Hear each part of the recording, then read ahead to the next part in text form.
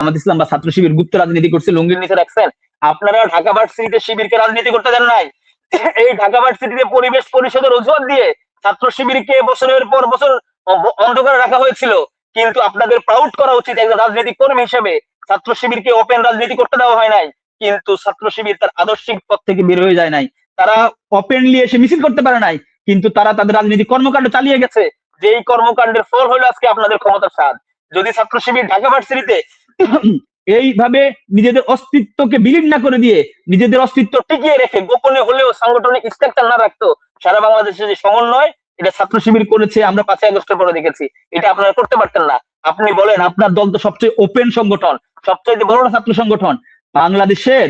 এই সমন্বয়ক, সহ সমন্বয়ক, উপসমন্বয়ক, তারপরে সমন্বয়ক, এই কোন কাঠামোতে, কোন ফরম্যাটে সারা বাংলাদেশে, ঢাকা ভার্সিটি বাজিয়ে দিলাম, কোন ভার্সিটিতে আপনার ছাত্র দলের একটা কর্মীও ছিল না কেন ভাইয়া? কারণ আপনাদের কোনো অস্তিত্বই ছিল না।